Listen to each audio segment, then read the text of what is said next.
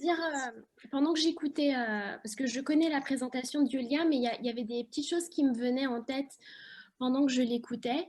Et l'une des choses qui m'a semblé quand même vraiment importante quand moi j'ai commencé à traduire ce podcast, parce que en fait le podcast, chaque épisode, je le découvre quelques semaines avant vous, avant de le traduire. Et l'une des choses qui m'a frappée, c'est qu'on oublie le fait, nous parents, que nos enfants ne sont pas matures. Et ça, c'est vraiment quelque chose parce que je pense que le contexte religieux, il n'y a pas que le contexte culturel. Bon, on vient tous de cultures plus ou moins différentes. Et donc ça, bien sûr, ça impacte notre parentalité. Mais je pense que le contexte religieux qui nous rassemble, en tout cas aujourd'hui, fait qu'on a tellement d'objectifs pour nos enfants, d'objectifs qui sont nobles, qu'on dirait qu'ils sont à peine sortis du ventre, qu'on veut déjà commencer à les éduquer. Et donc, voilà, si tu le prends trop dans tes bras, il fera des caprices ou il faut qu'il obéisse coûte que coûte parce que sinon ce sera pas moi le patron, ce sera lui et tout. Et on oublie, et le podcast le rappelle très bien, je crois que c'est l'épisode 2, mais je suis pas sûre, que en fait le cerveau de l'enfant a des phases de maturation. Et des fois on attend d'un enfant, moi j'ai une petite fille de 4 ans, et je me suis rendu compte, donc elle avait 3 ans quand j'ai commencé, que j'attendais d'elle des comportements que son cerveau peut pas encore fournir. Et parfois, on est très exigeant. L'histoire de la crise de colère dans les couloirs de l'église, une situation typique. Et on oublie que les programmes d'église sont super longs. C'est déjà long pour les adultes, mais pour un enfant, il comprend rien, c'est pas intéressant, c'est long. Et donc, on impose, on les fait rentrer dans un carré et on oublie que ce sont des enfants. Et je pense qu'effectivement, lorsque, au lieu de penser toujours au but que je veux que mon enfant atteigne quand il aura 15, 16, 17, 18 ans, 20 ans, 30 ans, de penser qu'il a juste 3 ans, juste 4 ans et que Dieu, il y va pas à pas avec nous et nous aussi, on doit l'accompagner pas à pas. Et ça nous aide peut-être à faire redescendre toute cette pression qu'on a et qui, je pense, est peut-être multipliée au sein de, on va dire, des églises chrétiennes. On n'est pas forcément tous de la même religion aujourd'hui, mais on a une pression sur le regard des autres. Qu'est-ce que les autres vont penser? Que va dire la société? Le qu'en dira-t-on pèse encore plus fort, je pense, dans le contexte de l'Église. C'est coup de cœur, du cœur. Voilà. Eh bien, écoutez, c'était une très, très belle présentation. Je ne sais pas si vous avez d'autres choses à rajouter concernant cette présentation. Est-ce que vous préférez passer aux questions-réponses tout de suite ou j'ai un écho.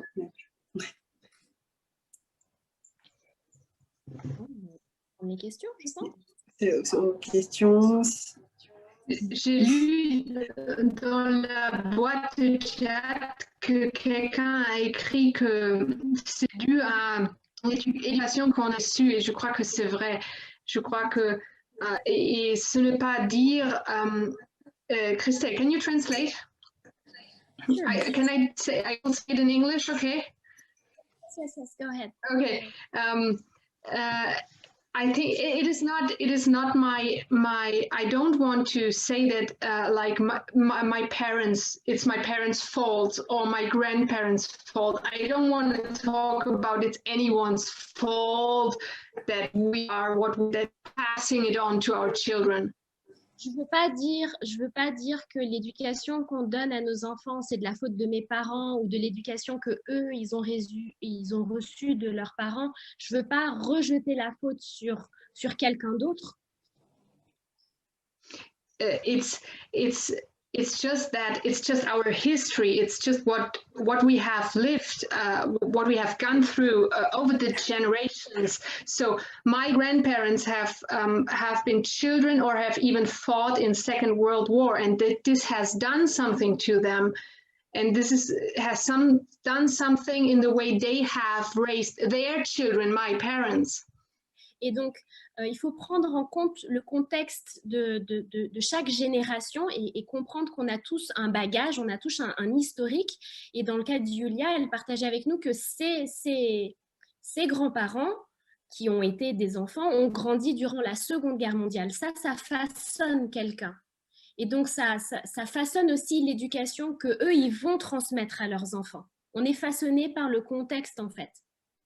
So they did not have, they had to survive. My grandparents, they just had to somehow survive their childhood years. So they could not, they couldn't think about things like we do now. Now that we have peace for such a long time, where we live in Europe, we have the means and the time and the peace to think about what we have received from our parents and what we want to pass on. We have the time to heal and to give this to our children. And this is the time that our parents and grandparents did not have. And so this is not about it's anyone's fault or something like that. Et donc oui, il ne s'agit pas de rejeter la faute sur quiconque parce que, voilà, mes grands-parents, eux, ils devaient survivre dans leurs années d'enfance. Et ils n'ont pas eu le temps de se poser les mêmes questions que nous. On a le temps maintenant que nous, on vit en temps de paix depuis de si longues années. On a le temps de réfléchir et de penser au sens de la vie et toutes ces choses-là. Ça, c'est un luxe qu'eux, ils n'avaient pas. Et donc, on ne peut pas rejeter la faute sur les générations antérieures. Alors, nous avons une première main levée, donc n'hésitez pas à poser des questions. Marie-France? Merci à Dieu, merci à Julia aussi et à Christelle. Donc, c'est un moment très enrichissant. Je pense que tout parent devrait écouter ce message. Et la première chose que je voudrais dire à Julia, c'est qu'on n'a pas du tout, c'était son premier ressenti, on n'a pas du tout eu, c'était donneur de leçons. Et c'est vrai que c'est pas forcément évident. La première question, là, ce qu'elle nous a posée, moi, j'ai répondu travailleur et social parce que c'est ce que moi, j'ai eu comme éducation. Et en grandissant, lorsque vous apprenez vraiment à connaître Dieu, votre standard, il change. Mais c'est pas forcément évident. Alors, moi, je vais prendre mon cas particulier. Donc, j'ai bien entendu tout ce qu'elle avait dit.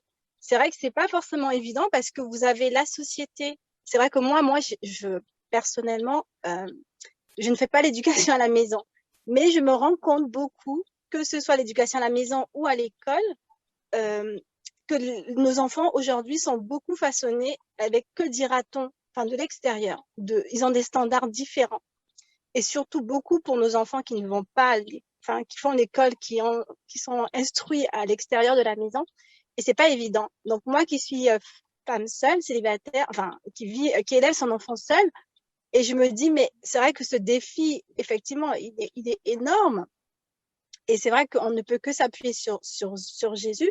Moi, ma question, c'est, j'avais juste une question par rapport à, un jour, on m'a dit qu'est-ce que vous en pensez? Parce que un jour, on m'a dit, dans le cadre de l'église, je vais rester dans le cadre de l'église, j'ai suivi un séminaire et on m'a dit, en fait, que dès le ventre, en fait, on m'a fait comprendre, moi, je l'ai pris comme ça, on m'a fait comprendre que dès le ventre de l'enfant, dès qu'on est enceinte, ça façonne qui sera votre enfant, en fait. Et que, en fait, on m'a peigné un truc, quelque chose un peu sombre, en disant, comme étant donné, moi, j'avais eu un vécu assez difficile. Je me suis séparée de mon mari, de mon ex-mari, étant enceinte. Et en fait, on me dit que c'est ça qui a induit que mon enfant peut éventuellement avoir des problèmes plus tard. Donc, moi, je suis restée sur ça, mais dans le cadre de l'église, je ne vous parle pas dans un cadre autre. Mais qu'est-ce que vous en pensez et que dit la Bible à ce sujet? Donc, moi, je suis restée dans ça en disant que dès la grossesse, ça impacte l'enfant. Voilà. Julia, donc, c'était ma question. Or is it Comment? okay? No, can you translate it? You want me to translate? Ok, je vais juste rapidement donc du coup traduire. Et traduire juste la question pour Julia. So her question was basically when she was attending church, there was this conference going on. And during the conference, what she got, the gist of the conference was saying that from the womb, the baby is already shaped by the mother or by the circumstances the mother is going through. And in her case, while she was pregnant, she separated from the father of that child. And so now she's a single mom raising this child. And she kept the idea that the fact that having been separated from the father will impact her child, because even if he was still unborn, it will, impact the baby. So she wanted to know what you think about it and what does the Bible say about it. I have no idea if there are any specific Bible texts on that specific topic. I don't think so. I can tell you what I know about it from like a scientific point of view. Okay, let me translate this part. Donc, ce que Yulia, elle dit, c'est que là, tout de suite, elle a aucune idée, en fait, s'il y a des versets bibliques spécifiques sur cette question qui est très spécifique quand même. Mais elle va partager avec nous ce que dit, en fait, d'un point de vue scientifique, ce qui est dit du développement de l'enfant. It is true that children, even in the womb, that they can feel what their mothers feel.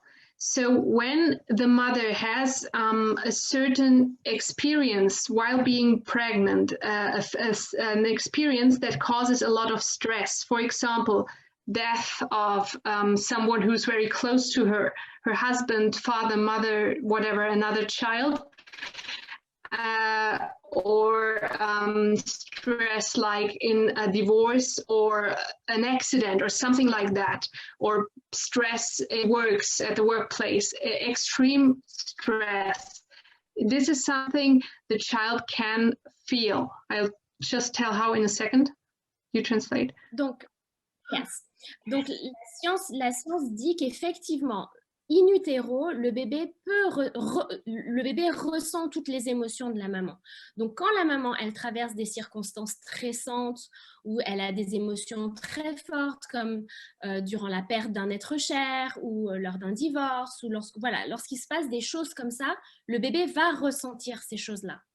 Yoga, can you do shorter sentences so that I can translate it by... Sorry. Yes. I don't want to forget. I will. Yeah, okay, sorry. And what the body of the mother does when she is going through these things is the body of the mother is releasing a lot of, especially a hormone called cortisol. And I think this is the same in French, cortisol. Donc, ce qui se passe dans ces situations de stress, c'est que le corps de la maman sécrète en fait des hormones de stress, et l'une de ces hormones de stress en fait s'appelle le cortisol.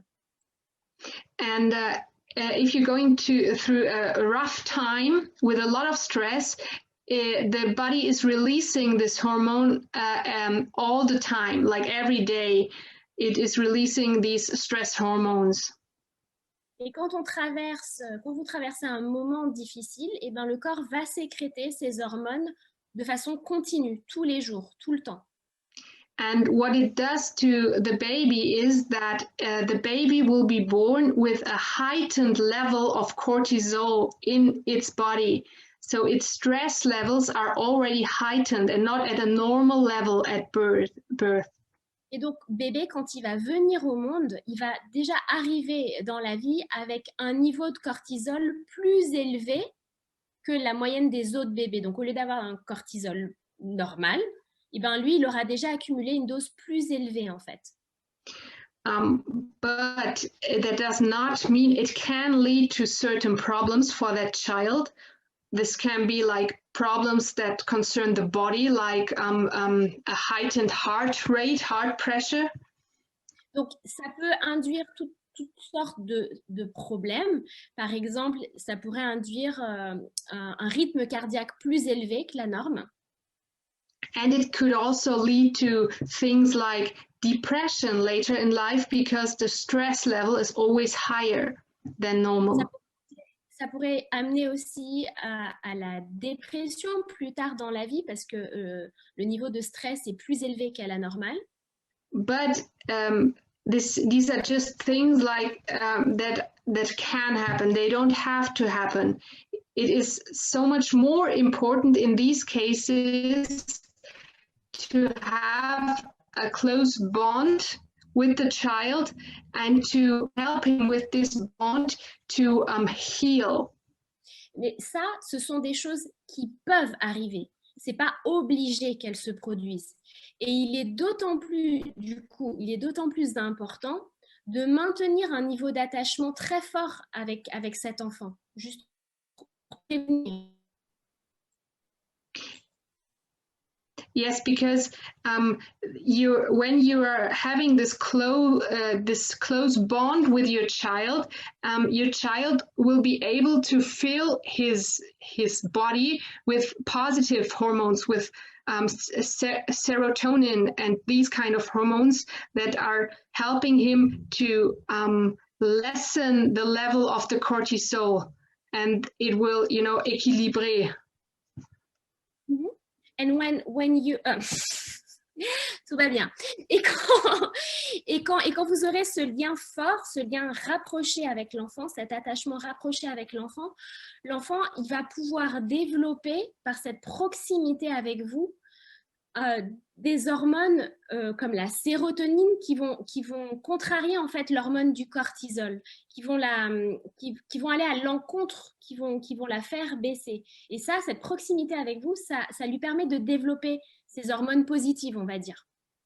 And what I think what might happen if you use the normal education, the normal techniques of education with these children, that you may have children that are even more rebellious and even more difficult than the normal children because their level of cortisol, of stress, is already heightened. Et donc, dans le cas d'enfants comme cela, si vous avez recours à, on va dire, l'éducation traditionnelle, l'éducation normale, vous allez obtenir des enfants qui sont plus rebelles, qui sont plus difficiles en fait, parce qu'ils ont déjà ce niveau de cortisol, ce niveau de stress qui est élevé depuis l'utérus.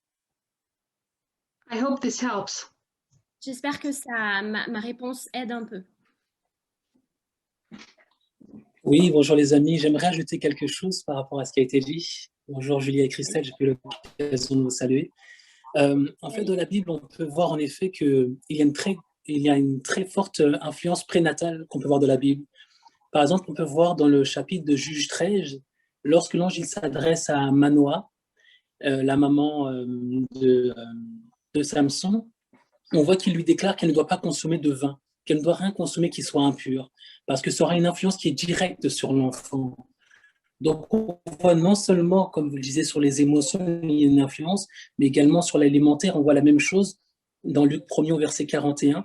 Et si vous lisez depuis le verset 1er, c'est très intéressant. On voit également qu'Élisabeth, la mère de Jean de Baptiste, devait avoir un mode de vie qui était spécifique afin qu'il n'y ait pas d'impact qui soit négatif sur l'enfant. Donc, on peut voir en effet, pour appuyer ce que vous disiez, sur en vrai tous les aspects de la vie de la maman, des parents, on peut voir qu'il y a véritablement une influence qui est très importante sur celle des enfants, à tel point que si la maman prenait de l'alcool ou autre chose, pour Jean-Baptiste, il n'aurait pas pu en fait faire la mission. De même pour Samuel, de même pour Samson. Si la maman n'était pas dans la voie de Dieu, il aurait été très compliqué que la volonté de Dieu puisse s'accomplir dans la vie de l'enfant. C'est une réflexion parce que je pense parce qu'on n'a pas tous l'opportunité d'avoir des grossesses heureuses et épanouies. Il y a des contextes de vie qu'on ne choisit pas forcément. Il y a des mamans qui sont dans des grandes détresses ou alors il y a des situations où voilà, la vie arrive et il y a quelque chose de... Et je ne voudrais pas que des parents ou des mamans partent de cette réunion aujourd'hui en se disant « Ah, tout a été déjà joué dans l'utérus ». Parce que j'ai pas fait ça, parce que j'ai pas fait ci, parce que moi je crois au pouvoir transformateur et au pouvoir rédempteur du Seigneur. Et je pense que là où le péché abonde, la grâce surabonde. Et vraiment, voilà, on n'est pas il y a 4 ans, on n'est pas il y a 9 mois, on n'est pas il y a 10 ans, il y a 20 ans, on est aujourd'hui et le Seigneur sauve aujourd'hui. And maybe to this point, in our podcast, we are talking about the 6 stages of attachment. Et donc, Julia, on profite pour dire que dans notre podcast, nous abordons les 6 phases, les 6 étapes de ce qu'on appelle l'attachement. And these 6 stages normally take place between the birth of the baby up to the age of 6 or 7 during the first 6 or 7 years. Et ces phases, en fait, prennent place de la naissance de l'enfant jusqu'à sa 6e ou 7e année.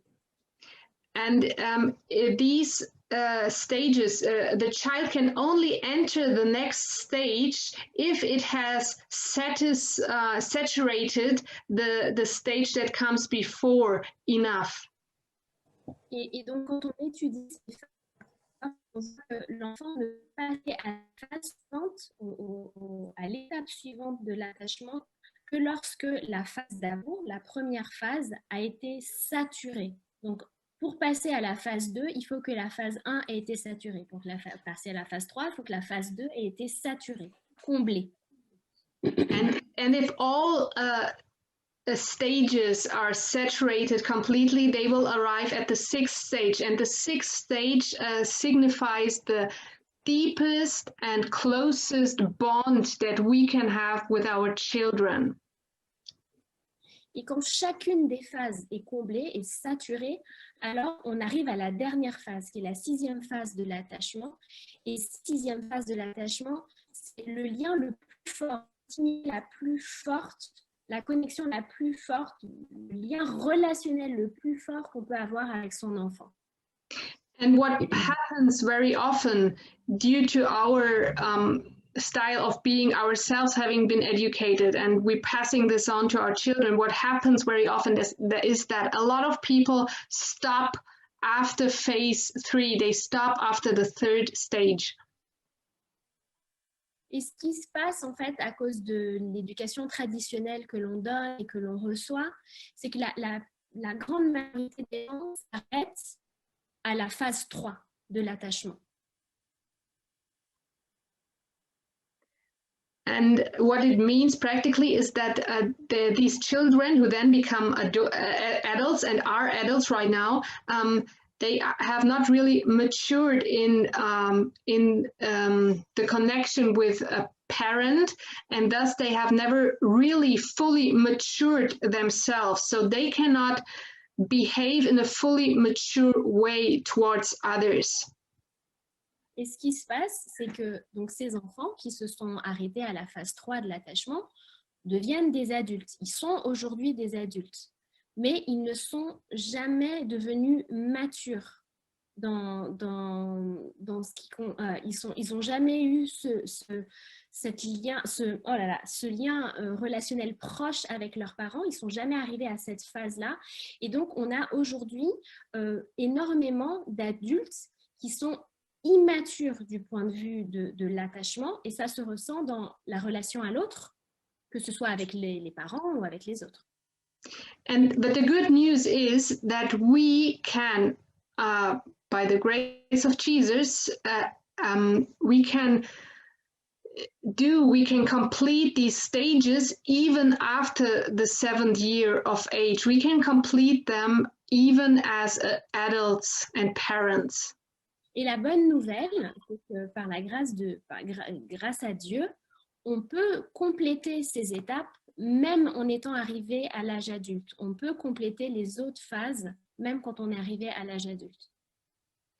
And this is so when we are talking in our podcast about the stages, and when you maybe realize that you yourself haven't completed all of the stages, or that your children are already grown up and they haven't completed all the phases, we can always go back and complete these stages and grow and mature ourselves in the love, in the relation with our children and others, and thus we will find that we will also grow and mature in our love towards God, and we will have a closer bond and relationship with Him too. Et donc, quand vous écoutez notre podcast et que vous vous rendez compte à un moment que mais moi, je me suis arrêtée à telle phase, je me suis arrêtée à la phase 3, à la phase 4, ou à cause de l'éducation que je donne à mes enfants n'ont pas pu compléter ces étapes. Donc, ils sont eux aussi arrêtés à un stage, on va dire, voilà, un stade 3 ou stade 4, la bonne nouvelle, c'est qu'on peut continuer.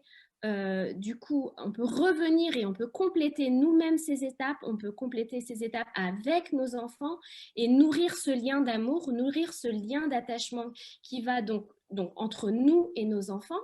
Et ça va se ressentir non seulement pour nos enfants dans leur relation avec leurs parents, leur relation aux autres, mais ça va se ressentir aussi chez nous dans la relation qu'on a avec Dieu. On va grandir, on va croître dans l'amour qu'on a les uns pour les autres, pour les membres de notre famille, nos enfants, et dans cette relation qu'on a avec Dieu. Merci. Merci beaucoup. Je vais donner la parole à Virginie. Alors, vas-y Virginie. Bonjour. Bonjour à tous. Oui, je voulais savoir, est-ce qu'il y a des auteurs chrétiens qui ont écrit des livres sur le développement psychologique de l'enfant? Est-ce que vous connaissez des livres? Oui, Ilya, there is a book that we recommend, and I'm not quite sure if it has already. I can just quickly look it up. I'll give you the title in English. I'll put it in the chat box, and I'll look up if it is also available in French. Is it Rest Play Row? Yeah. Yes, it's available in French. Do you know the title? Yes.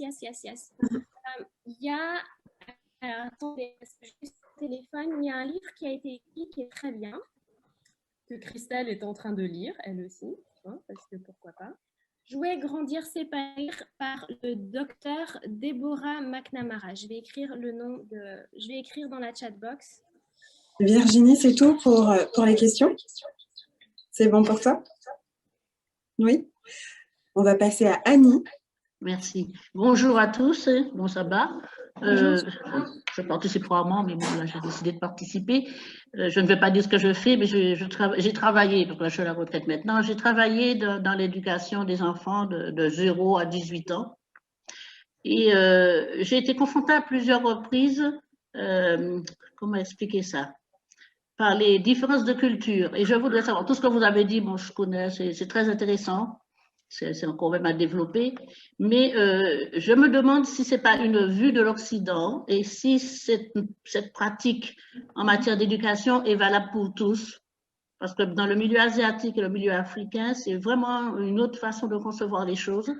Et j'ai adapté à ma façon, dans mon travail, la manière de faire, et comme j'étais chrétienne avec l'aide de Dieu, mais je me suis toujours posé cette question, est-ce que c'est une manière vue générale, ou si avec les différentes cultures, il n'y a pas d'autres choses qu'on pourrait apporter à côté. You need me to... Yes, please. So Annie was saying that she has worked herself in childcare. Mm-hmm. I got that, yes. Mm-hmm. And she was wondering whether our presentation on education is it not mostly westernized or Western culture based? Because she cannot help but notice differences with the African and Asian culture.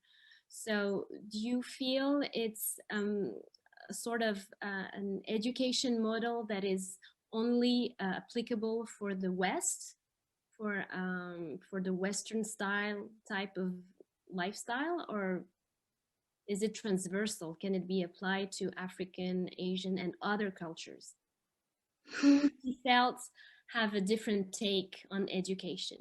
Mm-hmm. Yes, I am. As I said also during the presentation, it is we all see and interpret the things we see through our lenses. Donc, comme je l'ai dit dans la présentation, nous recevons et nous interprétons tout ce que nous voyons à travers nos propres lentilles, notre propre perception.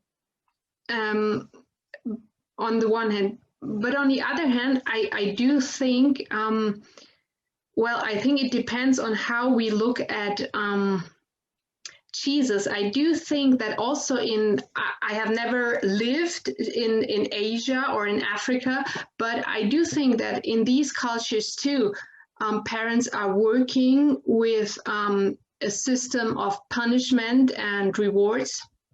Donc, moi, je n'ai jamais vécu en Asie ou en Afrique, mais il me semble que tout dépend de la façon dont on voit Jésus, parce qu'il me semble qu'en Asie, comme en Afrique, les parents aussi là-bas fonctionnent avec un système de punition et de récompense. And I think that Jesus, who lived in the Middle East, that he, in my opinion, in my picture that I have gained from God over the last years and decades, that he does not want any parent, no matter where he or she lives, to work with these categories. Et donc, quand on prend Jésus, qui donc a vécu au Moyen-Orient, lorsqu'il était fait homme, et dans la compréhension actuelle que j'ai et que j'ai acquise au cours des années, il me semble que Dieu ne souhaite qu'aucun parent fonctionne avec ce modèle de punition et de récompense. And even though the cultures are very different, Asian, African, European, American culture. Il y a de grandes différences interculturelles entre l'Amérique, l'Afrique, l'Europe, l'Asie. But I still think that what all of them have in common is that they are working in one way or another with this approach of punishment and rewards. Et il me semble que elles ont quand même ce point commun de travailler avec ce système de récompense et de punition. Maybe, yeah, maybe some of them are even stricter than others. Et certainement que certaines sociétés, certaines cultures sont même plus strictes que d'autres. But I do think that for all of them, we do have a high rate of depression among Asian people. For example, Asian young people have a very high rate of depression. Et pour prendre un exemple, en Asie, la population fait face à un très grand taux de dépression au sein de la société. So I think that the main problem everywhere is the same, and this is why I am convinced that that our application of parenting, of education, should be or is applicable everywhere. Et il me semble qu'on fait tous finalement face au même problème dans toutes les sociétés, et c'est ma conviction personnelle que ce modèle de parentalité, ce modèle d'éducation est applicable partout. Even though, of course, it might be harder to introduce it into some cultures than it is to introduce it into others. Même s'il est vrai que introduire ce modèle d'éducation dans certaines sociétés doit certainement être plus dur dans certaines cultures que dans d'autres. C'est vrai. I hope I got the question. I had an answer that was helpful. J'espère que ma réponse a été aidante. J'aimerais ajouter quelque chose parce que je suis tout à fait d'accord avec toi, Annie. On dit souvent, nous qui sommes d'une culture, on va dire, afro-antillaise, que souvent la culture européenne, elle est plus relâchée, elle est plus relaxe, il y a moins de respect, etc., etc. Ça dépend. Après, ça dépend du contexte familial, ça dépend de plein de choses. Mais finalement, on se retrouve toujours, Julia elle présentait tout à l'heure, les deux extrémités, les deux extrêmes du spectre en fait. Soit il y a le laisser-faire total où l'enfant il est perdu parce qu'il n'a aucun repère, il n'y a pas de limite, ou alors cette dureté, ce côté strict où finalement il n'y a pas d'amour en fait, il y a que des règles. Et je pense que dans de nombreuses cultures, on va retrouver l'un ou l'autre de ces extrêmes. Et j'aime à penser que Dieu, notre Père, qui, quelle que soit notre culture, c'est notre Père à tous, et que Jésus est le sauveur du monde, et que quand Jésus est venu sur terre, il est venu apporter un modèle, il est venu montrer qu'est-ce que c'était que le royaume des cieux, je pense qu'il nous montre une façon de vivre et de fonctionner à l'autre et un amour inconditionnel qui nous montre à nous, quels que soient les gens que Jésus rencontrait dans la rue. La Bible nous dit que les gens de mauvaise vie et les pécheurs aimaient être autour de Jésus. Donc, il attirait tout le monde à lui par l'amour qu'il dispensait, qu'il donnait, qu'il reflétait. Et je pense que cet amour est transformateur.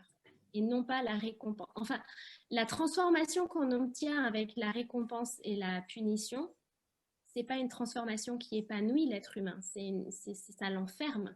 C'est une transformation extérieure.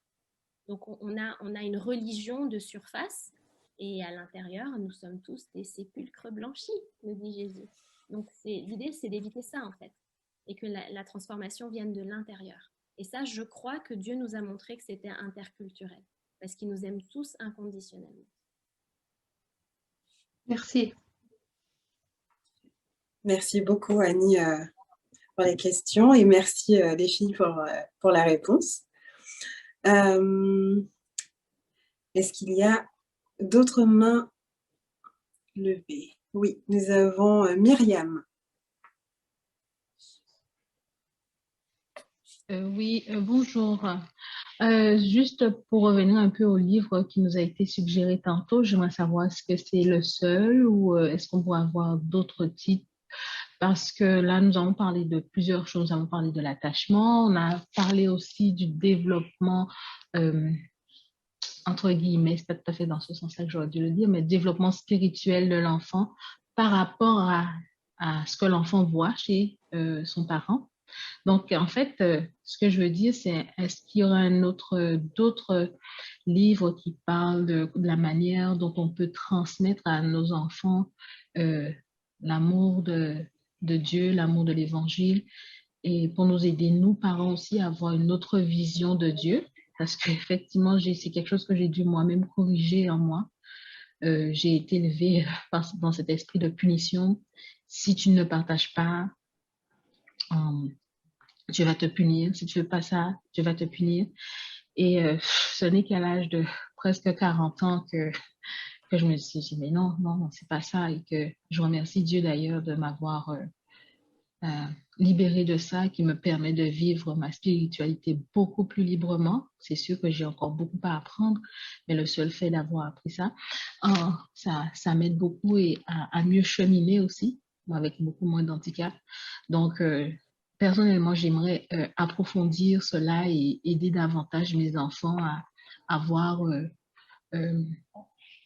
leur propre relation avec Dieu, pour qu'ils soient finalement comme Daniel et ses compagnons qui, très jeunes, ont su faire le choix de ne pas s'adonner aux us et coutumes de Babylone, parce que je crois qu'ils n'étaient pas les seuls jeunes, mais eux, qu'est-ce qui a fait que finalement, ils ont pu le faire? Ou comme Joseph, lorsqu'il a été tenté par la femme de Potiphar, il a dit, comment commettrais-je un si grand mal contre la maison de mon père et contre Dieu lui-même? Enfin, je paraphrase, pas exactement comme ça, là, mais Joseph, assez jeune, a su faire la différence, même en l'absence de ses parents.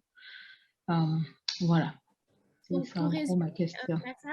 Ta question, c'est est-ce qu'on peut vous recommander un livre en particulier qui aide les parents à transmettre une éducation spirituelle, enfin une relation plus proche? Comment conduire ses enfants vers Jésus? Oui, voilà. Oui, c'est ça. Oui, c'est ça. Parce que oui, c'est ça. Parce qu'on peut avoir, nous, notre cheminement, peut être des exemples, mais peut-être que des fois, on n'a pas toujours les mots pour expliquer des fois certaines choses aux enfants, ou même simplement pour enrichir notre façon de faire par rapport à nos enfants, oui. Donc, plusieurs livres possibles. Dans le sens spirituel, la transmission spirituelle à nos enfants.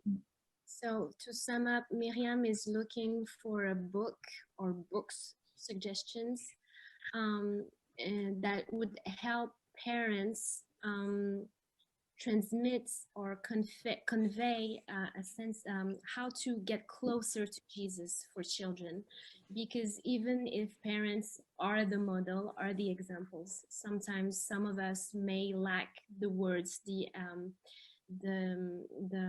correct wording, the correct way of transmitting that. So she was wondering if there were any other book or books that you would recommend to help with that aspect of education. So practically children's books.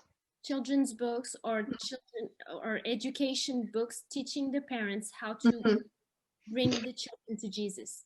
So what we have found as moms when we were looking for books on the Christian spectrum, like education books for parents, we were not happy with what we found in the German and English realm. Donc nous, en tant que maman, quand on a commencé à faire des recherches sur l'éducation chrétienne, on n'a pas été satisfaite de ce qu'on a trouvé en langue allemande et en langue anglaise dans le domaine qu'on recherchait et dans l'idée qu'on voulait transmettre, qui est de transférer le caractère des dieux dans la parentalité. Because we found that in the end, every book has, as a gist, it said, I need to punish you to show you how to behave for God. And I think that's wrong.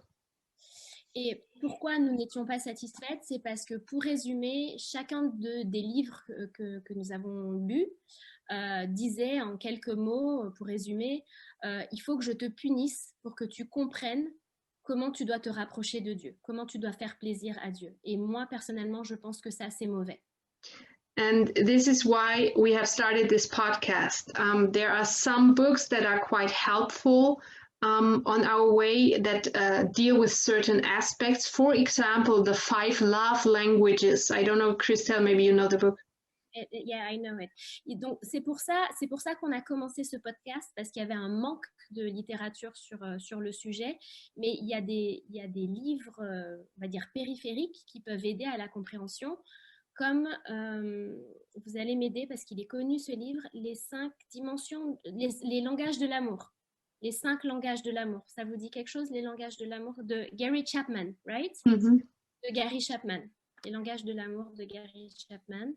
And there's also one that's the 5 love languages for children. Et il en a écrit un autre qui est les 5 langages de l'amour des enfants.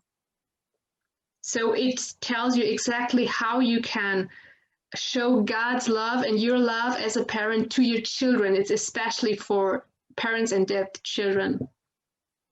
Et donc, dans ce livre-là, il explique comment vous pouvez démontrer l'amour de Dieu à vos enfants, à votre enfant en fonction de son langage de l'amour, en fonction des choses auxquelles il va être le plus réceptif et le plus sensible.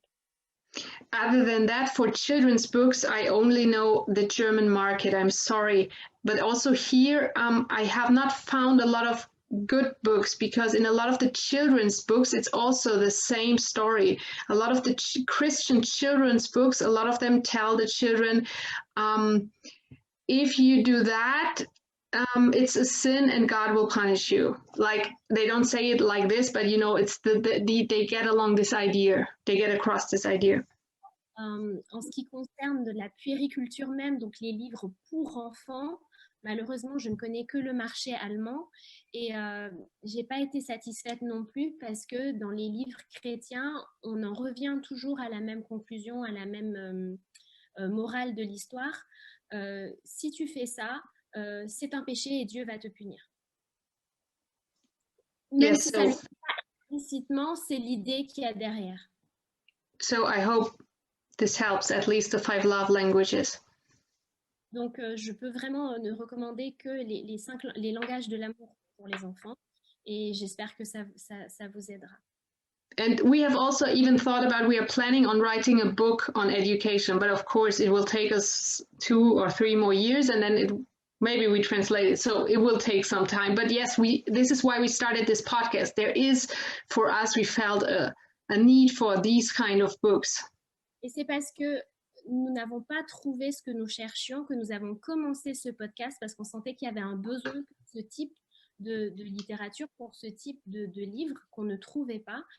Et nous avons l'intention d'écrire un livre, mais ça va nous prendre facile 2 ou 3 ans et après, il faudra éventuellement qu'il soit traduit. Donc voilà, c'est pour ça qu'on a créé le podcast. C'est la raison d'être du podcast, pour pouvoir partager ça. Je voulais rajouter quelque chose, Mandy, si je peux. Oui, vas-y, je t'en prie. Parce que Myriam, ce que tu partageais par rapport au fait d'avoir été éduquée dans un certain type, d'avoir reçu un certain type d'éducation, de le transmettre et ensuite de découvrir le caractère de Dieu et d'ajuster. Moi, je veux juste dire que je te rejoins tout à fait parce que c'est également mon expérience. Et il n'y a pas de parents parfaits. Ça, il faut le savoir. On est des humains imparfaits. On vit dans un monde qui est pécheur depuis 6000 ans. Donc, voilà, on fait avec ce qu'on peut. Et on fait avec... Moi, je trouve merveilleux de... Vous savez, il y a toujours... Moi, on m'a toujours dit, il n'y a pas d'école de parents. Il n'y a pas d'école de parents. On n'a pas été à l'école pour devenir parents. C'est vrai. Mais je trouve merveilleux qu'on puisse regarder à Jésus et dire, ah, c'est comme ça qu'il fait avec moi.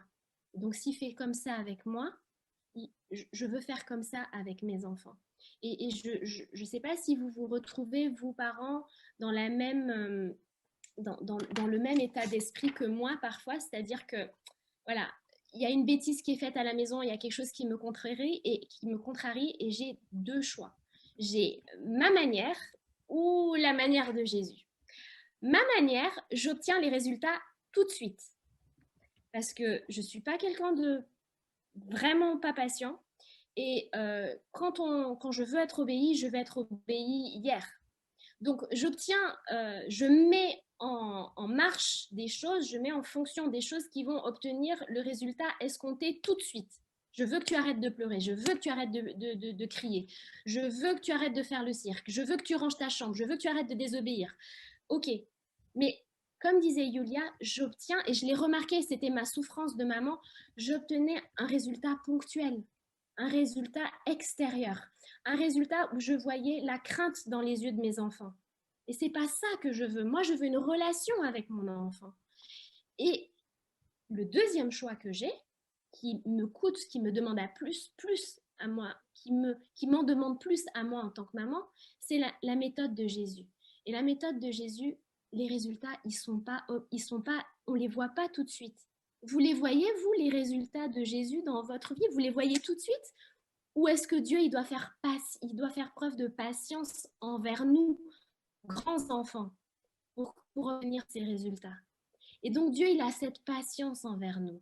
Et ces moyens, et c'est ce que Yulia disait dans sa présentation, Jésus n'utilise d'autre chose que l'amour. L'amour inconditionnel, la patience, la miséricorde, le fait que je ne me sens jamais rejetée par Dieu. Et donc, même s'il n'y a pas de livre, quand je regarde à l'exemple que Jésus me donne, je sais que je peux demander pardon, je peux me repentir, je peux venir à Jésus sans crainte d'être rejetée. Et je pense qu'en tant que parent, et ce que j'essaye d'établir moi dans mon foyer, c'est que l'enfant, quelle que soit la bêtise qui a été faite, quel que soit le manque de respect qui a été témoigné, il puisse revenir dans mes bras sans se dire je vais être rejeté par maman, je vais être rejeté par papa, parce que ce que j'ai fait, c'est trop mal. Et je pense que quand on arrive à donner cette certitude à l'enfant, on commence à lui faire comprendre qu'est-ce que c'est que la miséricorde infinie, qu'est-ce que c'est que la grâce, qu'est-ce que c'est que la repentance, c'est un don parce que je te le donne moi-même. Il y a aussi quelque chose d'autre qui m'a énormément touchée dans le podcast et vraiment, je vous invite à l'écouter parce que moi, et Yulia, elle en est témoin, moi des fois, je pleure avant de le traduire parce que je me dis, mais bien sûr, comment j'ai pas vu ça avant? Ou alors la manifestation de l'amour de Dieu que je vois à travers ce podcast me touche tellement que je me dis comment on a pu faire avant. Et il y a quelque chose de magnifique qui était dit dans l'épisode 2 ou 3, je ne me souviens pas, c'est que c'est le parent qui est l'artisan de la relation avec l'enfant. C'est-à-dire que c'est à moi de jamais couper les ponts avec mon enfant. parce que c'est moi, comme Dieu ne coupe jamais les ponts avec moi, mais c'est moi qui m'en vais quand je suis rebelle, mais c'est jamais Dieu qui s'en va. De la même façon, quand l'enfant, il est rebelle, quand l'enfant, voilà, c'est lui qui s'en va, mais moi, je suis toujours là en disant, la main tendue, vous voyez ce que je veux dire? Moi, je veux faire le geste qui va te ramener vers moi. Je veux te dire que tu peux me dire ce qui ne va pas, je ne vais pas me fâcher contre toi. On va en parler. Je vais pas. Et ça, quand les portes sont ouvertes et quand les enfants n'ont pas peur de nous dire des choses ou de revenir à nous parce qu'ils savent qu'on va faire la paix, ils savent que on va les aimer, qu'on ne va pas les rejeter, là, on grandit dans l'amour. Moi, je grandis dans l'amour avec Dieu parce que je sais que je peux revenir à lui quand je suis partie. Et je pense que le travail que Satan fait, c'est de toujours nous séparer de Dieu. Et on pense que Dieu a fermé la porte alors que Dieu n'a jamais fermé la porte. Donc quand mon enfant, il sait que lui, il peut rouvrir la porte, que moi, je maintiens la porte ouverte, que moi, je l'appelle, que moi, je lui dis reviens, reviens, reviens, et pas débrouille-toi, j'en ai rien à faire, maintenant fais ta vie, ben là, déjà, il y a quelque chose qu'on commence à créer entre nous et l'enfant. Et ce sera plus facile pour l'enfant de transposer ça à Jésus parce qu'il aura eu un parent qui l'aime inconditionnellement. Il va croire en l'amour inconditionnel de Jésus qui est transformateur. Et en contemplant cet amour, il va être transformé. De la même façon, quand moi, je contemple l'amour de Dieu me conduit, la bonté de Dieu nous conduit à la repentance. C'est ce que nous dit Romains 2. Oh, c'était long, ça.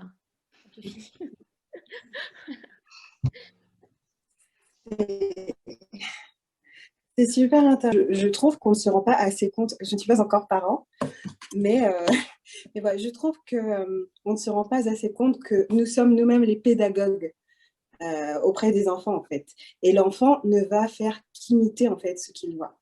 Et de la même manière que Dieu a fait dans la Genèse, cette terre informe et vide que nous sommes, nous aussi, nous devons nous rendre compte que même cette éducation qu'on a pu recevoir n'est pas forcément le modèle aussi qu'on doit montrer à nos enfants. Et c'est pour ça qu'il est important justement de connaître le caractère de Dieu. Parce que si nous sommes des chrétiens, les chrétiens, ce sont ceux qui suivent le Christ partout où il va. On est censé pouvoir aussi représenter le Christ, en fait.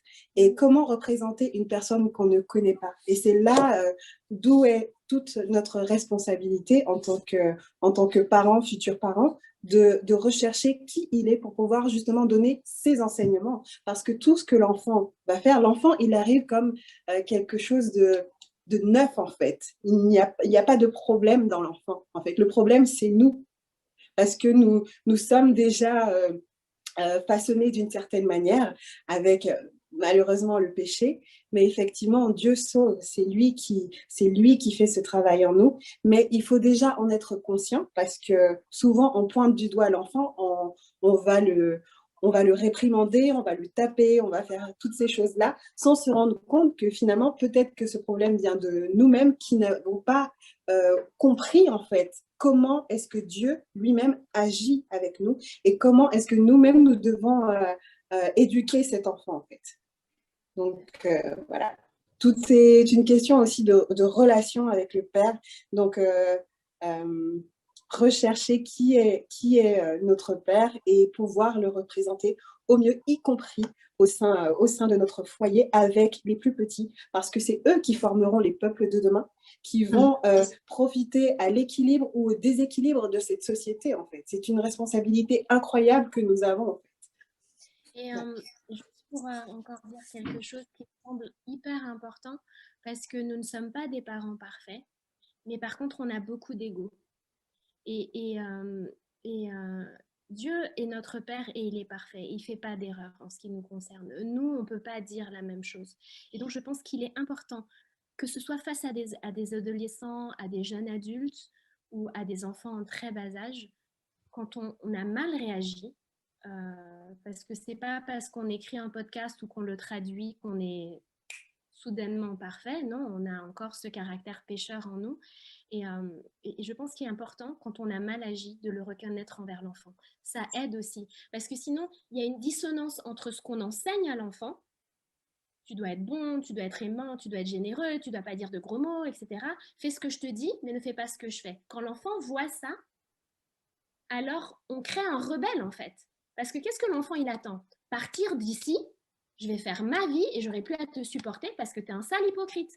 Et donc, au lieu de se mettre une espèce de cape de super-héros en disant j'ai toujours raison, j'ai jamais tort et de toute façon on fait comme je veux parce que tu vis sous mon toit, je pense que quand on a fait une erreur, et c'est ce que nous mettons en place nous dans notre foyer avec David, on dit pardon à nos enfants. Ça travaille l'ego du parent parce que on n'est plus tout puissant, on est faillible et on le reconnaît devant nos enfants et ça attendrit le cœur des enfants parce que l'enfant il nous aime en fait. Moi ma fille quand je lui demande pardon elle me dit mais maman t'es ma maman, je vais toujours te pardonner. Et alors du coup elle est finie la dispute. Il n'y a plus de, vous voyez le pardon ça guérit. Ça guérit même le parent on se met des fois dans une espèce de mauvaise foi parce qu'on ne veut pas avoir tort dans les yeux de nos enfants, alors que clairement on a tort. Et des fois notre époux ou notre épouse nous regarde en nous disant mais arrête là, arrête, juste arrête. Et on ne veut pas avoir tort, on ne veut pas être contredit devant les enfants, on ne veut pas avoir honte devant le membre d'église, etc., etc. Mais je pense que c'est ce mot pardon ou excuse-moi, je me suis trompée, j'aurais pas dû faire comme ça, ça fait des miracles chez nos enfants. Et tous ceux d'entre vous qui ont vécu dans des foyers où vous avez vu des injustices et jamais on vous a demandé pardon, alors que jusqu'à maintenant, vous avez 40 ans, vous avez 50 ans, vous avez 30 ans et vous savez que vous avez vécu une injustice, c'est encore là.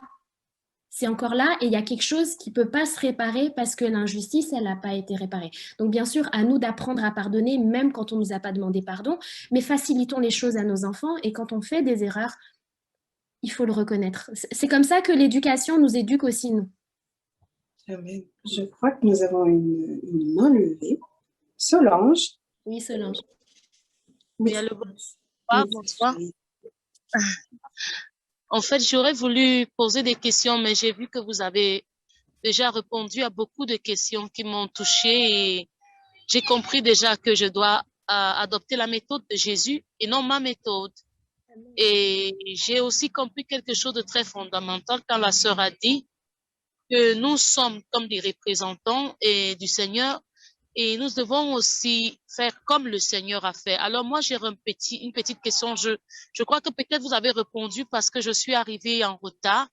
Alors, moi, je suis chrétienne et je n'ai pas honte de dire que pendant beaucoup d'années, étant chrétienne, je mentais encore et je mentais trop. Et je me rendais compte que je priais, je demandais pardon, mais le mensonge, il est toujours là, je pleure, je m'agace, je demande à Dieu, pourquoi délivre-t-il les autres et moi, je suis comme indélivrable, disons comme ça. Mais depuis l'année passée, j'ai commencé à comprendre que c'était pas le fait que le Seigneur ne veuille pas me délivrer. Alors, je vais un peu faire un bref. Je suis née dans une famille de 10 personnes. Je suis la 8e. Et j'ai vécu dans un foyer où les mots on utilise très fort. On gronde beaucoup, on insulte beaucoup, on reprend beaucoup. Alors, étant chrétien, je ne m'attendais pas que, étant mère, je peux me retrouver à être comme mes sœurs. Et je me suis scandalisée quand je vois comment je reprends mes enfants, et surtout mon deuxième fils. Pourquoi je parle de mon deuxième fils? Parce que il est particulier. Quand j'ai eu sa grossesse, j'étais vraiment en colère contre le Seigneur. Je ne voulais pas encore avoir un second enfant. Après 9 mois, je me retrouve enceinte. Je voulais continuer mes études et j'étais fâchée. J'avais tout dit à Dieu en cette période-là. Je me suis repentie, mais je vois en mon fils quelque chose que je n'arrive généralement pas à comprendre et même maintenant, ça me fait souffrir. C'est parce que je vous entends parler que je veux m'ouvrir. Je me dis, Seigneur, viens m'aider parce que mon fils, il est un petit menteur, il ment beaucoup, lui aussi, et il fait, je sais pas comment je vais dire, je lis la Bible avec lui tous les jours, j'essaye de m'approcher de lui, mais je trouve quelqu'un qui est double, quelqu'un qui ne me fait pas connaître qui il est en fait. Et je souffre, parfois je gronde, parfois j'ai eu à lui dire des mots comme le Jacques, en fait. Cet enseignement me bénit parce que je tue le Jacques, tu ne fais pas, je te punis. Et si tu ne fais pas, le Seigneur va t'amener en enfer. Donc, je bénis le Seigneur d'avoir suivi cela. Non, je le lui ai dit et je le dis souvent. Et je bénis le Seigneur parce que je suis cet enseignement et je crois que... Donc, je voulais demander par rapport à mon deuxième fils, qu'est-ce que je dois faire? Solange, Je il a me quel sens... âge, votre fils? Il a quel âge? Pardon? Votre fils? Maintenant, il a 10 ans. 10 ans. On me demande de donner beaucoup d'amour, mais j'ai l'impression que parfois, je ne connais même pas ce que c'est que... Je comprends la parole de Dieu, je le lis, mais je me sens parfois comme quelqu'un qui n'a pas assez d'amour à donner et qui n'arrive pas à donner. Donc, je suis dans un dilemme, je ne sais pas. Excusez-moi d'avoir pris votre temps. Merci. Tu n'as pas pris le temps, Solange, c'est très bien parce que je pense que beaucoup de parents sont aussi dans ta situation. Donc, ne t'inquiète pas. Okay, Yolia. So Solange was sharing with us that she's a Christian mom, and she has this problem that she was a liar. She's been lying a lot, asking God to forgive her for forgiveness, and then lying again. Forgiveness, lying again, lying again. And she comes from a very large family, 10 children family. She's the 8th children of that family, and in their family they were used to using strong words, bad words, a lot of yelling after the children, a lot of scolding, etc., etc. And then she became Christian, and she was flabbergasted to find out that she would use the same words as her sisters while being a Christian mom to educate, to parent her children, especially for her second children, for her second child, who is a son. She had him, it was an unwanted pregnancy. She didn't want to be pregnant at that time. She wanted to continue with her studies, but she was pregnant. So she was very unhappy, very angry with God. And she told God also all sorts of things.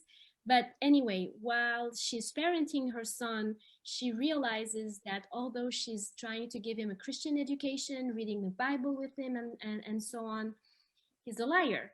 He lies and lies and lies. And she comes from a background that if you don't do as you're told, you will be punished. And if you don't do as I told you, God will punish you and you will go to hell. So she's happy now that she's discovering this aspect of education, and she's learning about the character of God, but she still feels that she doesn't know what love is. She wants to convey love, and she still has so much she doesn't know how to give love because maybe she doesn't know what love is. So it was kind of a testimony and a kind of cry for help because she doesn't know what to do with her son. Yeah, thank you. I think this is a situation that a lot of parents are in that you just described, and I just want to share that in the beginning, when I came across first this way of parenting, I gained a lot of theoretical knowledge, and I knew all the things in my head, what would be the right way, the correct way to react or how to deal with it. But the reality often showed me and still does that I can sometimes not live by what I know. Solange, le problème que vous traversez, beaucoup de parents le traversent aussi. Moi, quand j'ai commencé à découvrir toute cette théorie, en fait, sur l'éducation, sur comment bien éduquer, être un bon parent, je me suis dit, bon, maintenant, je sais ce qu'il faut faire. Mais la réalité m'a montré que parfois, je ne sais pas comment appliquer cette théorie. And I think the problem is that this kind of thinking, we have been brought up ourselves like this, and it is rooted deeply inside of us. Et le problème, c'est que comme nous avons été élevés comme ça, c'est enraciné au plus profond d'entre nous. And there's even a term for this in psychology that's called transgenerational passing on of trauma. Et il y a un terme psychologique qui existe pour décrire cela, qui s'appelle le fait de transmettre de façon transgénérationnelle un traumatisme. And I think this is something, as I explained earlier, what happened to most of us. Even if we have not lived during war times, we still have the effects of our grandparents and great-grandparents living through these times. And this will show in our psyche somehow, and this is rooted in also in the way we are educating our children. Et donc, même si nous, comme je le disais au début, nous n'avons pas vécu en temps de guerre comme mes grands-parents, nous avons encore cette capacité à transmettre ce qu'on a reçu, et nous allons l'enraciner aussi chez nos enfants. And you don't have to take the war, you can just say these generations of being in sin and living in sin and not being with God. Et sans même parler de la guerre, ça fait de génération en génération que nous vivons dans le péché et que nous sommes éloignés de Dieu, nous ne sommes pas avec lui. And it just shows its fruit, and it takes time to change. And even though you maybe now know something what you shouldn't do, it will arrive that you still do it because it's your automatic response. So it's like an automatic reaction from your brain. Your brain automatically reacts like this and does it and says it to your children because it has been programmed like this for forever. Et donc, voilà, on voit les fruits de ce péché transgénérationnel, et gardons à l'esprit qu'il faut du temps pour changer. Le changement n'est pas automatique. Et donc, oh, I forgot what you said. It takes time. You will not change from one moment to the next. It's deep within us. Our brain reacts automatically like this. Et notre cerveau, en fait, il réagit automatiquement comme ça. C'est enraciné en nous, et on ne va pas changer du jour au lendemain. And I had these times when, I knew all these things, and I knew that my child is doing something wrong because he's in great need of something. He's really he has something on his heart. He's not doing it to make my life a bad life or something like that, but still I couldn't help yelling at him because it was like automatically in my way of reacting. Et donc moi aussi, par exemple, avec tout ce savoir théorique que j'avais, je pouvais voir que mon enfant a exprimé ce besoin, qu'il n'était pas bien, qu'il était dans cette situation, pas pour m'énerver, pas pour me pourrir la vie, mais parce qu'il y avait vraiment quelque chose en lui qui avait besoin d'être comblé. Il avait ce besoin, et tout en sachant ce savoir théorique-là, je ne pouvais pas m'empêcher automatiquement de crier, de le reprendre, parce que c'est comme ça que automatiquement mon esprit réagissait. And so I just want to encourage you to listen to the podcast and to give this process time, because it will take time, and God will wire our brain differently, like nerve for nerve. And this just takes time, because if we do new routines, if we follow new routines and new paths, there have to be new neural pathways in our brain. And this takes time, because the pathways that are already there are so strong. And to create new ones, it takes practice and practice. And yeah, it takes time. Et donc, je veux vraiment vous encourager, Solange, à écouter, nous rejoindre et à écouter le podcast, et à vous accorder du temps. Parce qu'il faut du temps pour changer, pour que Dieu rebranche notre cerveau de la façon dont il a besoin d'être branché, parce que vous savez que quand on a une habitude qui est installée, c'est qu'il y a une voie neuronale qui a été formée et c'est comme ça que le cerveau, il a ses réactions automatiques, ses habitudes qui sont difficiles à changer et Dieu peut et veut nous rebrancher différemment. Mais il faut donner le temps en fait que ces chemins, ces nouveaux chemins que Dieu veut tracer en nous et que ces nouveaux chemins soient recréés dans nos habitudes, dans notre cerveau, ces nouvelles voies neurologiques soient formées et que ce changement prenne place. Il faut du temps, il faut qu'on s'accorde du temps. And there's also always this anxiety. I was always afraid, although I knew, like theoretically, I knew it was correct what I've read and what I want to do. There's still sometimes this fear of maybe if I do this now, I will, ça va être raté avec mon enfant. Et on a aussi cette anxiété en tant que parent de se dire que on a toujours cette peur au fond de la tête de se dire ah là là, si je fais ça maintenant avec mon enfant, c'est fini pour lui, ça va être raté. And it just takes time to overcome that fear and to think about it again and again and to get close to Jesus and to talk to him about that and to talk with others who are on the same journey as you.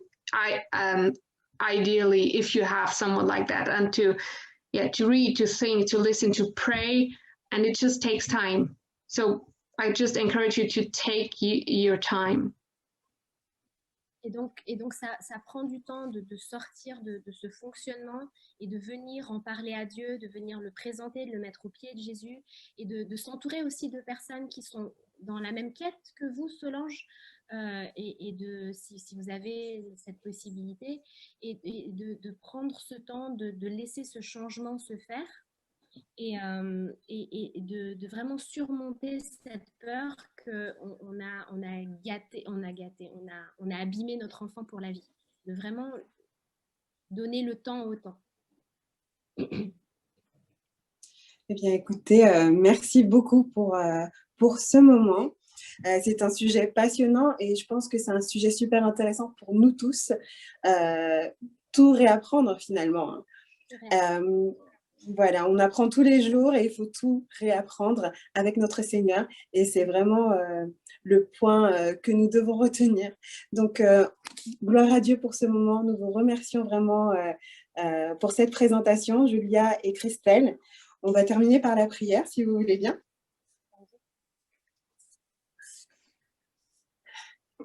Père éternel, je te remercie pour ce moment que tu nous as permis de passer tous ensemble, Père, d'en apprendre davantage, Père, sur nous-mêmes et Père, sur toi aussi, car nous savons que tu as un plan pour nous, pour nous, que ce soit en tant que parents, futurs parents, Père, et pour tes enfants que tu chéris, Père.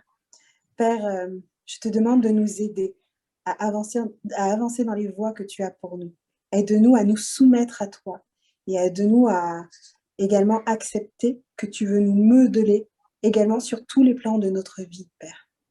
Père, je remets cette fin de sabbat entre tes mains. Je remets également cette nouvelle semaine qui va bientôt commencer entre tes mains et que tu sois avec nous, que ton Saint-Esprit nous dirige. Au nom de Jésus. Amen. Amen. Merci beaucoup les filles, merci à tous d'avoir été présents. Bon sabbat. Bon sabbat. Bon sabbat à tous. Bon sabbat. Bon sabbat à tous. Au revoir. Soyez bénis.